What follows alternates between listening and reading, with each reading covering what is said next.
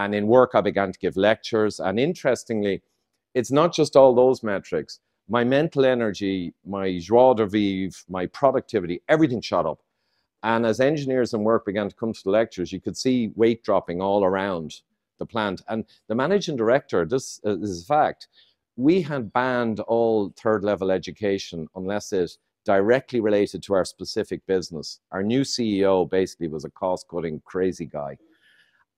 But our MD actually approved me if I wanted, suggested if I wanted to do a PhD in this kind of stuff. So how the hell would he do that? He nearly got in trouble for doing that. But he saw the employee engagement, he saw the change, and he saw people actually upping their game and going for management positions where before they were kind of sloppy and not motivated. So it just shows you the impact beyond the basics. So we'll show you this diagram just to beat it home, the simple realities. Insulin resistance, hyperinsulinemia, they're the same thing, two sides of a coin. Drive heart disease like nothing else, plus many of the cancers and Alzheimer's, yada, yada, yada.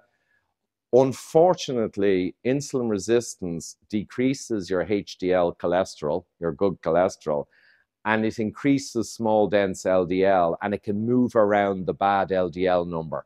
Not consistently, but it moves around. And industry jumped on this as the big thing.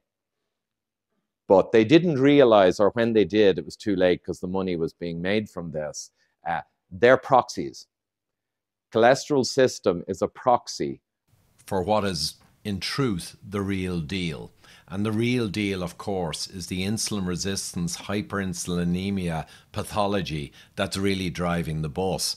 And the ironic thing is, if an engineer looked at this and internalized it, they would say, oh my God, this is terrible. We're actually focusing on a proxy and we're missing, you know, the real game. We're missing what's actually happening, the root cause chain, the cause and effect chain.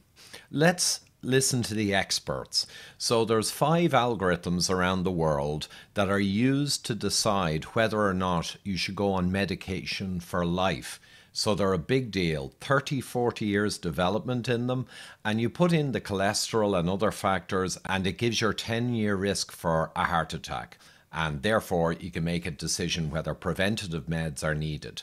So I'm going to use their algorithms and put in a guy, middle-aged male, with a super high cholesterol of 8 and an LDL of more than 5 millimole, or more than around 190 milligrams in US units. Now, these kinds of numbers in a middle-aged male, any doctor, most doctors, would see these numbers and get a shock, right? They're going to ensure that the person gets a medication prescription immediately before leaving the office, because they're going to be genuinely worried this guy could have a heart attack and it's kind of my responsibility.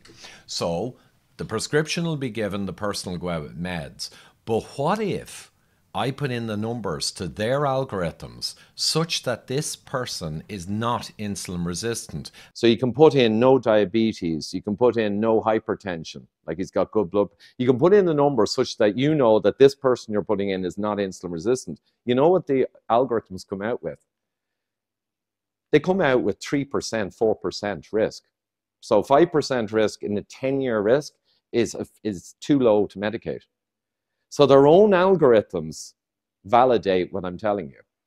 And the other thing is, and the lady asked me in the car park this morning, the best test to find out your level of actual cardiac disease and atherosclerosis is the CAC, the coronary artery calcification scan. It doesn't involve injections. It's one quick scan. It's not always easy to get, but it tells you. It's so powerful. It predicts cardiac death and heart attacks more than all the other risk factors they use put together, and then some.